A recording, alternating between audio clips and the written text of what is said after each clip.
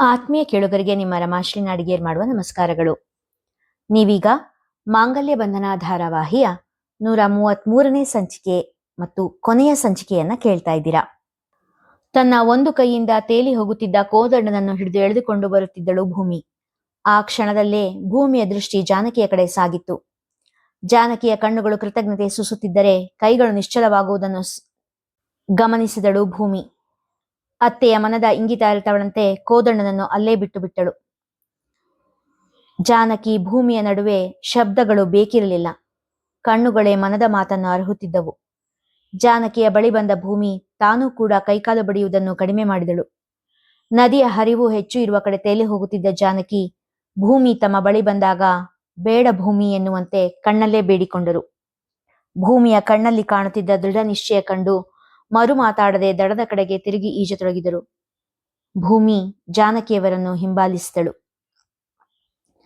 5 ಜನ ಮುತ್ತೈದೆಯರು ಸೇರಿ ಜಾನಕಿಗೆ ಮಂಗಳ ಸ್ನಾನ ಮಾಡಿಸುತ್ತಿದ್ದರು.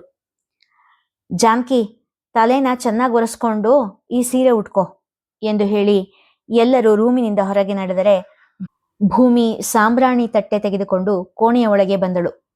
ಬಾ ಭೂಮಿ, ನಗುತ್ತಾ ತಮ್ಮ ಬಳಿ ಕರೆದರು ಜಾನಕಿ. ತಾಯಿಯ ಬಳಿ ಓಡಿ ಬರುವ ಕರುವಿನಂತೆ ಓಡಿ ಬಂದು ಜಾನಕಿಯನ್ನು ಬಿಗಿದಪ್ಪಿದಳು ಭೂಮಿ. ಜಾನಕಿಯ ಹೆಗಲ ಮೇಲೆ ಒದ್ದೆ ಅನುಭವವಾದಾಗ ಅಳ್ತಾ ಇದೆಯಾ ಭೂಮಿ ಎಂದು ಕೇಳಿದರು. ಯಾಕೆ ಹೀಗೆ ಮಾಡ್ದೆ ಜಾನತ್ತೆ? ಅಳುತ್ತಲೇ ಕೇಳಿದಳು. ನಾ ಏನ್ ಮಾಡ್ದೆ? ನಿಂಗೊತ್ತು ನಾನು ಯಾವ ವಿಷಯದ ಬಗ್ಗೆ ಕೇಳ್ತಾ ಇದ್ದೀನಿ ಅಂತ ನಸು ಮುನಿಸಿನಲ್ಲಿ ಕೇಳಿದಳು ಭೂಮಿ. ಈಗ ಯಾಕೆ ಆ ಮಾತು? ಇಷ್ಟು ದಿನ ಆಗೋಗಿದೆಯಲ್ಲ, ನಸು ನಗುತ್ತಾ ಕೇಳಿದರು ಜಾನಕಿ. ಹೇಳ್ತೀಯ ಇಲ್ವೋ ಈಗ? ಸೊಂಟದ ಮೇಲೆ ಕೈ ಇಟ್ಟು ದುರ್ಗಿಯ ಹಾಗೆ ನಿಂತಳು ಭೂಮಿ. ಏಯ್, ನಾನೀಗ ನಿನ್ನ ಅತ್ತೆ, ಮರಿಬೇಡ ಎನ್ನುತ್ತಾ ಭೂಮಿಯ ಎದೆಯ ಮೇಲೆ ತೂಗುತ್ತಿದ್ದ ತಾಳಿ ಹಿಡಿದು ತೋರಿಸಿದರು ಜಾನಕಿ ನಗುತ್ತಾ. ನನ್ ಮೇಲ್ ಜೋರ್ ಮಾಡಿದ್ರೆ ನನ್ ಮಗ ಅಬಿಗ್ ಹೇಳ್ಬಿಡ್ತೀನಿ ಅಷ್ಟೇ ಎಂದರು ಭೂಮಿಯನ್ನು ಅಣಕಿಸುವಂತೆ. ಹೇಳಿ, ನಿಮ್ ಮಗ ನನ್ ಪಾಟಿನೇ, ಅವ್ರು ನಂಗೇನು ಅನ್ನಲ್ಲ, ಮೂತಿ ಉದ್ದ ಮಾಡಿ ಹೇಳಿದ್ದು ಕಂಡು ಪಕ್ಕನೆ ನಕ್ಕು ಬಿಟ್ಟರು ಜಾನಕಿ. ಜಾನಕಿಯ ಮೊಗದಲ್ಲಿ ಆ ತುಂಬು ನಗೆ ಕಂಡ ಭೂಮಿ ಅವರ ಮುಖದ ಸುತ್ತ ಗಾಳಿಯಲ್ಲಿ ಕೈಯಾಡಿಸಿ ದೃಷ್ಟಿ ತೆಗೆದಳು. ಮತ್ತೆ ಭಾವುಕಳಾಗಿ ಜಾನಕಿಯನ್ನು ತಬ್ಬುತ್ತಾ, ಯಾಕೆ ಹಾಗೆ ಮಾಡ್ದೆ ಜಾನತ್ತೆ ಎಂದು ಮತ್ತೆ ಕೇಳಿದಳು. ನಾನ್ ಏನ್ ಮಾಡಿದ್ರೇನು, ನೀನಂತೂ ನಾನು ಉಳಿಸ್ಕೊಂಡ್ಬಿಟ್ಟಿಯಲ್ಲ, ನಸು ನಗುತ್ತಾ ಹೇಳಿದರು ಜಾನಕಿ. ನಂಗದೆಷ್ಟು ಭಯ ಆಗಿತ್ತು ಗೊತ್ತಾ? ನಾನು ಕೋದಂಡ ಮಾವನ್ ಹಿಡಿದ ಕೂಡ್ಲೆ ನೀನ್ ಈಜೋದನ್ನ ಕಡಿಮೆ ಮಾಡಿದ್ದು ಗೊತ್ತಾಯ್ತು ನಂಗೆ. ಅದಕ್ಕೆ ಅವ್ರನ್ನ ಅನಿಲನ್ ಕೈಗೆ ದಾಟಿಸಿ ನೀನ್ ಹತ್ರ ಬಂದಿದ್ದು. ಯಾಕೆ ಹಂಗ್ ಮಾಡ್ದೆ ಹೇಳು ನಂಗೆ, ಭೂಮಿ ಕಣ್ಣರಿಸಿಕೊಳ್ಳುತ್ತಾ ಹೇಳಿದಳು. ಆ ಕ್ಷಣದಲ್ಲಿ ಆ ರಾಮ ತೋರಿಸಿದ 3ನೇ ದಾರಿ ನನ್ನ ಜಲಸಮಾಧಿ ಅನ್ನಿಸ್ಬಿಡ್ತು ಭೂಮಿ. ಮೊದಲು ಕೋದಂಡನ್ ಜೀವ ಹೋಗ್ಬಾರ್ದು ಅಂತ ಈಜ್ತಾ ಇದ್ದೆ. ನೀನ್ ಬಂದಿದ್ ಕಂಡು ಇನ್ನು ಅವ್ರ ಜೀವಕ್ಕೆ ಭಯ ಇಲ್ಲ ಅನ್ನಿಸ್ತು. ರಾಮನ ಆಶೆ ಇದೆ ಅಂತ ಅಂದ್ಬಿಟ್ಟು ಕೈಗಳು ತಂತಾನೆ ಕೆಲಸ ನಿಲ್ಸ್ಬಿಟ್ವು. ಅಷ್ಟರಲ್ಲಿ ನೀನ್ ಬಂದೆ ಎಂದರು ಜಾನಕಿ. ನೀನ್ ಈಜೋದ್ ನಿಲ್ಸಿದ್ರೆ ನಾನು ಕೂಡ ನಿಲ್ಸ್ಬಿಡ್ತಿದ್ದೆ. ಆ ಹರಿವಿನಲ್ಲಿ ಇಬ್ರು ಒಂದೇ ಕಡೆ ಹೋಗಿ ಸೇರ್ಬಿಡ್ತಿದ್ವಿ ಎಂದಳು ಭೂಮಿ ಕಣ್ಣೀರು ಒರೆಸಿಕೊಳ್ಳುತ್ತಾ. ಥೂ ಬಿಡ್ತೂನು ಎಂದವರು ಭೂಮಿಯ ಮೂಗು ಹಿಂಡುತ್ತಾ, ಜಗಮೊಂಡಿ ನೀನು, ಕೊನೆಗೂ ನನ್ನನ್ನ ಬದುಕಿನ ಕಡೆಗೆ ತಿರುಗಿ ಎಳ್ಕೊಂಡು ಕಳ್ಕೊಂಡ್ ಬಂದ್ಬಿಟ್ಟೆ ನಗುತ್ತಾ ಹೇಳಿದವರು ಮರುಕ್ಷಣವೇ ಗಂಭೀರವಾಗಿ, ಈ ವಿಷಯ ಯಾರಿಗೂ ತಿಳಿಯೋದು ಬೇಡ ಭೂಮಿ ಎಂದರು. ಯಾರಿಗೂ ತಿಳಿಯಲ್ಲ ಬಿಡತ್ತೆ ಎಂದಳು ಭೂಮಿ ಭರವಸೆ ನೀಡುವಂತೆ ಜಾನಕಿಯ ಅಂಗೈ ಮೇಲೆ ತನ್ನ ಅಂಗೈ ಇಡುತ್ತಾ. ಸರಿ ಬಾ, ಈಗ ನಿನ್ ಕೂದಲು ಒಣಗ್ಸೋಣ ಎನ್ನುತ್ತಾ ಹಿತ್ತಾಳೆಯ ತಟ್ಟೆಯಲ್ಲಿದ್ದ ಕೆಂಡದ ಮೇಲೆ ಇನ್ನಷ್ಟು ಲೋಬಾನ ಉದುರಿಸಿ ಅದರ ಮೇಲೆ ಬುಟ್ಟಿ ಮುಚ್ಚಿ ಜಾನಕಿಯ ಕೂದಲನ್ನು ಬುಟ್ಟಿಯ ಮೇಲೆ ಮುಚ್ಚಿದ್ದ ಬಟ್ಟೆಯ ಮೇಲೆ ಹರವಿದಳು. ಅಲ್ಲೊಂದು ಇಲ್ಲೊಂದು ಬಿಳಿ ಕೂದಲು ಕಾಣುತ್ತಿದ್ದರೂ ಜಾನಕಿಯ ಕೂದಲು ರೇಷ್ಮೆಯಂತ ನುಣುಪು.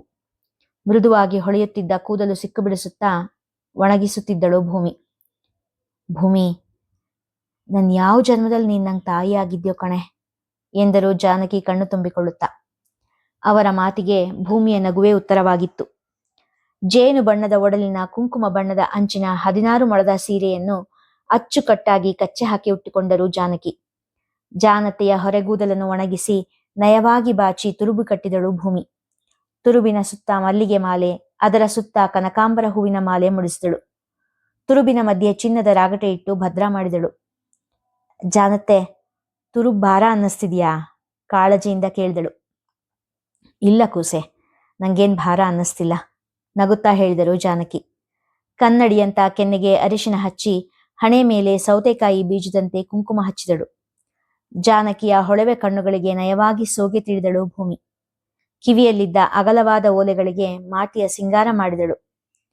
ಆಯ್ತಾ ನನ್ ಸಿಂಗಾರ ಮಾಡಿದ್ದು? ನಕ್ಕರು ಜಾನಕಿ. ಇನ್ನೊಂದು ಬಾಕಿ ಎಂದವಳು ಕೆನ್ನೆಯ ಮೇಲೆ ದೃಷ್ಟಿ ಬೊಟ್ಟು ಇಟ್ಟಳು ಭೂಮಿ. ಕೈಯಲ್ಲಿ ಕೆನೆ ಬಣ್ಣದ ರೇಷ್ಮೆ ಪಂಚೆ ಹಿಡಿದು ತಮ್ಮ ಕೋಣೆಯಲ್ಲಿ ಕುಳಿತಿದ್ದ ಕೋದಂಡ ಅವರ ನೆನಪು 3 ತಿಂಗಳ ಹಿಂದೆ ಜಾರಿತ್ತು. ಭೂಮಿ ಏಕಾಏಕಿ ತಮ್ಮ ಕೈ ಬಿಟ್ಟಾಗ ಮುಳುಗಿ ಹೋದನೆಂದೇ ಭಾವಿಸಿದ್ದರು ಕೋದಂಡ. ಅಷ್ಟರಲ್ಲೇ ಅನಿಲ್ನ ಕೈ ಅವರನ್ನು ಹಿಡಿದು ಎತ್ತಿತ್ತು. ಅನಿಲ್ನ ಬಲದಿಂದ ದಡ ಸೇರಿದ್ದರು. ದಡದ ಮೇಲೆ ಕುಳಿತಾಗ ಆಯಾಸದಿಂದ ಕಣ್ಣು ಮುಚ್ಚುವಂತಾಗಿತ್ತು. ನದಿಯ ಕಡೆ ನೋಡಿದಾಗ ತಮ್ಮ ಹಿಂದೆಯೇ ಬರಬೇಕಿದ್ದ ಜಾನಕಿ ದಡಕ್ಕೆ ಬಂದಿರಲಿಲ್ಲ. ದಡದಲ್ಲಿ ನಿಂತಿದ್ದವರ ಮುಖದಲ್ಲಿ ಆತಂಕವಿತ್ತು. ನದಿಯ ಹರಿವು ಹೆಚ್ಚಿದ್ದ ಕಡೆ ಇದ್ದಳು ಜಾನಕಿ. ಭೂಮಿ ಕೂಡ ಅವಳ ಕಡೆಯೇ ಸಾಗುತ್ತಿದ್ದಳು. ಅದೇಕೋ ಮನ ಅದುರಿತ್ತು. ಜಾನಕಿ ತನ್ನಿಂದ ದೂರವಾಗುವಳು ಎಂದು ಹೃದಯ ನಡುಗಿತ್ತು. ಇಲ್ಲ ಇಲ್ಲ ಜಾನಕಿ, ದೂರ ಹೋಗ್ಬೇಡ. ನೀನಿಲ್ದೆ ನಾನಿಲ್ಲ. ನೀನಿಲ್ದೇ ಇರೋ ಜೀವನ ನನಗ್ ಬೇಡ ಎಂದು ಮನಸ್ಸು ಕೂಗಿತ್ತು. ನೋಡುತ್ತಿದ್ದಂತೆಯೇ ಭೂಮಿ ಜಾನಕಿ ಇಬ್ಬರ ಕೈಚಲನೆ ಕಡಿಮೆಯಾಗಿತ್ತು. ಭೂಮಿಯ ತಾಯಿ, ತಂದೆ, ನನ್ನ ಅಪ್ಪ ಅಮ್ಮ ಎಲ್ಲರೂ ಜಾನಕಿ, ಭೂಮಿ ಎಂದು ಕೂಗುತ್ತಿದ್ದರು. ಮತ್ತೆರಡು ಕ್ಷಣದಲ್ಲೇ ಭೂಮಿ ಜಾನಕಿ ಇಬ್ಬರು ದಡದ ಕಡೆ ಮುಖ ಮಾಡಿದ್ದರು. ದಡ ಸೇರಿ ಮೆಟ್ಟಿಲ ಮೇಲೆ ಕುಳಿತ ಜಾನಕಿಯನ್ನು ತಬ್ಬಿದ್ದರು ಅಭಿ, ಅಂಜಲಿ, ಅನಿಲ, ಭೂಮಿ. ಅಲ್ಲಿ ಯಾರಿಗೂ ಮಾತು ಬೇಕಿರಲಿಲ್ಲ. ನನ್ನ ಅಮ್ಮ ಯಶೋಧ ನನ್ನ ಜೀವ ಉಳಿಸಿದ್ದಕ್ಕೆ ಜಾನಕಿಗೆ ಕೈ ಮುಗಿದರೆ, ನನ್ನ ಜಾನಕಿಯ ಜೀವ ಉಳಿಸಿದ್ದಕ್ಕೆ ಭೂಮಿಗೆ ನಾನು ಕೈ ಮುಗಿದಿದ್ದೆ. ಅವರೇ, ನೀವು ಹೊಳೆಗೆ ಹಾರಿದಾಗ ನಿಮ್ಮ ಮಾಂಗಲ್ಯ ಇಲ್ಲೇ ಬಿದ್ದುಬಿಡ್ತು ಕಾಣಿ. ಗಡ್ಬಿಡಿಯಾಗೆ ಎಲ್ಲರೂ ಹೊಳೆಗೆ ಬಿದ್ದು ಹೋದಿತ್ತಂತ ನನ್ನ ಸೆರಗ್ನಾಗೆ ಭದ್ರ ಮಾಡಿ ಇಟ್ಕೊಂಡನೇಳಿ ಎಂದು ಹೇಳುತ್ತಾ ಕೆಂಪಿ ಮಾಂಗಲ್ಯದ ಸರವನ್ನು ಜಾನಕಿಯ ಕಡೆ ಚಾಚಿದಳು. ಜಾನಕಿಯ ಕಣ್ಣುಗಳು ನನ್ನ ಕಡೆ ತಿರುಗಿದ್ದವು. ಕೆಂಪಿಯ ಕೈಲಿದ್ದ ಸರ ನನ್ನ ಕೈ ಸೇರಿತ್ತು. ನಮ್ಮ ನಡುವೆ ಒಣ ಶಬ್ದಗಳು ಬೇಕಿರಲಿಲ್ಲ. ನದಿಯ ದಡದಲ್ಲಿ ಅರಳಿ ಮರದ ಸಾಕ್ಷಿಯಾಗಿ ಅಲ್ಲಿದ್ದ ಎಲ್ಲಾ ಹಿರಿಯರ ಆಶೀರ್ವಾದದ ನಡುವೆ ಜಾನಕಿಯ ಕೊರಳಿಗೆ ಮತ್ತೆ ಮಾಂಗಲ್ಯ ಬಿಗಿದಿದ್ದೆ. ನನ್ನ ಜಾನಕಿಯ ಕಣ್ಣುಗಳಲ್ಲಿ ಇದ್ದಿದ್ದು ಸಾರ್ಥಕತೆಯ ಕಣ್ಣೀರು. ಮೆಟ್ಟಿಲಿಂದ ಎದ್ದವಳಿಗೆ ನನ್ನ ಕೈ ಚಾಚಿದ್ದೆ. ಕ್ಷಣ ಯೋಚಿಸಿ ನನ್ನ ಅಂಗೈಗೆ ತನ್ನ ಕೈ ಸೇರಿಸಿದ್ದಳು ಜಾನಕಿ. ನನ್ನ ಜಾನು. ನೆರೆದಿದ್ದವರೆಲ್ಲ ಸಂತೋಷದಿಂದ ಚಪ್ಪಾಳೆ ತಟ್ಟಿದ್ದರು. ಅವರೆಲ್ಲರ ಸಂತೋಷ ನೋಡುವುದೇ ಸಂಭ್ರಮ ಎನಿಸಿತ್ತು ಆ ಕ್ಷಣ. ಘನಪಾಠಿಗಳ ಸೊಸೆಯಾಗಿ, ಕೋದಂಡರಾಮನ ಜಾನಕಿಯಾಗಿ ಬಲಗಾಲಿಟ್ಟು ನನ್ನ ಮನೆಯೊಳಗೆ ಬಂದಿದ್ದಳು ಜಾನಕಿ. ಅಪ್ಪಾಜಿ, ರೆಡಿ ಆದ್ರಾ ಕೇಳುತ್ತಾ ಕೋಣೆಯ ಒಳಗೆ ಬಂದಿದ್ದ ಅಭಿ. ಅವನ ಸ್ವರ ಕೇಳಿ ನೆನಪಿನ ಲೋಕದಿಂದ ಹೊರಗೆ ಬಂದರು ಕೋದಂಡ. ಹಾ ಅಭಿ, ರೆಡಿ ಆಗ್ತಾ ಇದ್ದೀನಿ ಎಂದವರು, ಎಲ್ಲಿ ನಿನ್ನ ಹೆಂಡತಿ ಭೂಮಿ ಎಂದು ಕೇಳಿದರು. ಅವಳು ಜಾನಮ್ಮನ ಕೋಣೆಯಲ್ಲಿದ್ದಾಳೆ. ಅಂಜಲಿ ಮತ್ತೆ ನಿಮ್ಮ ಅಳಿಯ ಅನಿಲ ಹಸೆಮಣೆ ಹತ್ರ ಇದ್ದಾರೆ ಎಂದ. ಚಾರು ಅವಳೆಲ್ಲಿದ್ದಾಳೆ? ಅವಳ ಜೋಪಾನ ಕಣಪ್ಪ, ಬೇಡ ಬೇಡ ಅಂದ್ರೂ ಎದ್ದು ಓಡಾಡ್ಬಿಡುತ್ತೆ ಹುಡುಗಿ. ಮದುವೆಯಾಗಿ ಇಷ್ಟು ವರ್ಷದ ಮೇಲೆ ಚೊಚ್ಚಲ ಬಸರಿಯಾಗಿರುವ ಚಾರುವಿನ ಮೇಲೆ ಮನೆಯವರೆಲ್ಲರ ವಿಶೇಷ ಕಾಳಜಿ. ಅತ್ತಿಗೆ ಕಾವಲಿಗೆ ಅಜಯ್ ಅಣ್ಣ ಇದ್ದಾನೆ, ನೀವೇನು ಯೋಚನೆ ಮಾಡ್ಬೇಡಿ. ನಿತ್ಯ ಶ್ರದ್ಧಾ ಕೂಡ ಅವ್ರ ಕಡೆ ಗಮನ ಇಟ್ಟಿದ್ದಾರೆ ಎಂದ ಅಭಿ ಕೋದಂಡ ಅವರ ಆರೋಗ್ಯ ಸೂಸುತ್ತಿದ್ದ ದೃಢ ಶರೀರ ನೋಡಿ ಮೆಚ್ಚುಗೆಯಿಂದ ಶಲ್ಯ ಹೊದಿಸಿದ. ಕೆನ್ನೆ ಮೇಲೊಂದು ದೃಷ್ಟಿ ಬೊಟ್ಟಿಟ್ಟು ಅಲಂಕಾರ ಪೂರ್ತಿ ಮಾಡಿದ. ಶೋಭಾ, ಪುರೋಹಿತರು ಬರ್ಸಿದ ಸಾಮಾನೆಲ್ಲ ಸರಿಯಾಗಿ ಜೋಡಿಸಿಟ್ಟಿದೀಯಾ? ಕಾರ್ಯಕ್ರಮದ ಮೇಲ್ವಿಚಾರಣೆ ಮಾಡುತ್ತಾ ಸಂಭ್ರಮದಿಂದ ಓಡಾಡುತ್ತಿದ್ದ ಹಿರಿ ಮುತ್ತೈದೆ ಯಶೋಧ ಅವರನ್ನು ನೋಡುವುದೇ ಸೊಗಸು ಎನಿಸುತ್ತಿತ್ತು ಭಾಮ ಶೋಭಾ ಅವರಿಗೆ. ಜಾನಕಿ ಅಕ್ಕ ಮನೆಗ್ ಬಂದಿದ್ದೇ ಬಂದಿತ್ತು, ಅತ್ತೆಗೆ 20 ವರ್ಷ ಆಯಸ್ ಕಡಿಮೆ ಆದಂಗಾಗಿದೆ ನಗುತ್ತಾ ಹೇಳಿದರು ಶೋಭಾ. ಅಂತೂ ಅವ್ರ ಆಸೆ ಹಾಗೆ ಎಲ್ಲ ನಡೀತಲ್ಲ, ಅದೇ ಸಂತೋಷ. ನೆಮ್ಮದಿಯ ನಿಟ್ಟೆಸರು ಬಿಟ್ಟು ಹೇಳಿದರು ಭಾಮ. ಆ ಶ್ರೀರಾಮನ್ ಲೀಲೆ ನೋಡಿ, ಅಕ್ಕಂಗೆ ಮರುಮದುವೆ ಅನ್ನಿಸ್ಲಿಲ್ಲ, ಆದ್ರೆ ಭಾವನ್ ಕೈಯಿಂದ ಮರು ಮಾಂಗಲ್ಯ ಧಾರಣೆ ಆಯ್ತು. ಹಾಗಾಗಿ ಇಬ್ಬರು ಮನಸ್ಸಲ್ಲೂ ಅಸಮಾಧಾನ ಉಳಿಲಿಲ್ಲ. ಶೋಭಾ ಹೇಳಿದಾಗ ಹೌದು ಎಂಬಂತೆ ತಲೆ ಆಡಿಸಿದರು ಭಾಮ. ನಂಗಂತೂ ನಮ್ ಜಾನ್ಕಿನೇ ಮಕ್ಕಳ ಮದುವೆಲೆ ಹಸೆ ಮೇಲ್ ಕೂತು ಅಂಜಲಿ ಧಾರೆ ಎರೆದಿದ್ದು ಮತ್ತು ಭೂಮಿನ ಧಾರೆ ಏರ್ಸ್ಕೊಂಡಿದ್ದು ಭಾರಿ ಖುಷಿ ಕೊಡ್ತು. ಇದುವರೆಗೂ ಯಾವ ಖುಷಿನೂ ಕಾಣದೇ ಇರೋ ಹುಡುಗಿಯವಳು. ಇನ್ಮೇಲೆ ತುಂಬಿದ ಸಂಸಾರದಲ್ಲಿ ನೆಮ್ಮದಿಯಾಗಿರ್ಲಿ ಶಾಂತಾಮಣಿ ಮನೆದೊಂಬಿ ಹಾರೈಸಿದರು.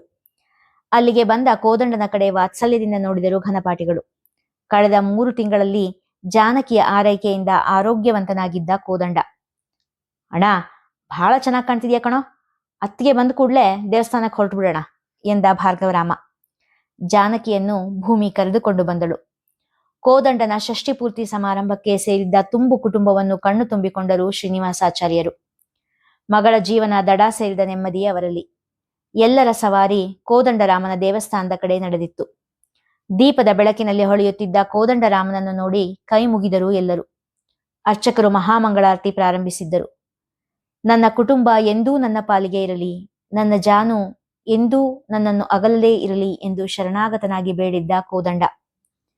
ಇದುವರೆಗೂ ಬರೀ ಕಷ್ಟಗಳನ್ನೇ ಕಂಡಿರುವ ಜಾನಮ್ಮ ಇನ್ನಾದರೂ ನೆಮ್ಮದಿಯಾಗಿರ್ಲಿ, ನನ್ನ ಭೂಮಿ ಪ್ರೀತಿ ಸದಾ ಹಸಿರಾಗಿರ್ಲಿ ಎಂದು ಬೇಡಿಕೊಂಡರೆ ಭೂಮಿಯ ಮನ ಕೂಡ ಅದನ್ನೇ ಬೇಡಿಕೊಂಡಿತ್ತು. ನಿನ್ನ ಕರುಣೆಯಿಂದ ಸಂತೃಪ್ತ ಕುಟುಂಬ ನನ್ನದಾಗಿದೆ ದೇವಾ, ಮತ್ತೇನೂ ಅರಿಕೆ ಇಲ್ಲ. ಜೀವನದ ಕೊನೆಯವರೆಗೂ ಇವರೆಲ್ಲ ಹೀಗೆ ನೆಮ್ಮದಿಯಾಗಿರ್ಲಿ. ಜಾನಕಿಯ ಮನದ ಪ್ರಾರ್ಥನೆಯಲ್ಲಿ ತನಗಾಗಿ ಎಂದೂ ಏನೂ ಬೇಡಿದ್ದೇ ಇಲ್ಲ. ಇಂದೂ ಕೂಡ ಎಲ್ಲರ ಸಂತಸದಲ್ಲಿ ತನ್ನ ನೆಮ್ಮದಿ ಕಾಣುವ ಜೀವವದು. ಜಾನಕಿಯ ಮೊರೆ ಶ್ರೀರಾಮನಿಗೆ ಕೇಳಿಸಿತೋ ಎಂಬಂತೆ ಮೂರ್ತಿಯ ಬಲಭಾಗದಿಂದ ಹೂಗಳು ಉರುಳಿತ್ತು. ಇಲ್ಲಿಗೆ ಜಾನಕಿ ಕೋದಂಡರ ಮಾಂಗಲ್ಯ ಬಂಧನ ಧಾರಾವಾಹಿ ಮುಕ್ತಾಯವಾಗಿದೆ.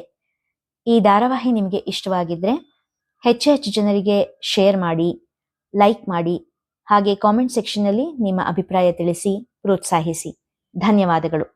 ಮತ್ತೆ ಹೊಸ ಕಥೆಯೊಂದಿಗೆ ನಿಮ್ಮನ್ನ ಭೇಟಿಯಾಗ್ತೀನಿ.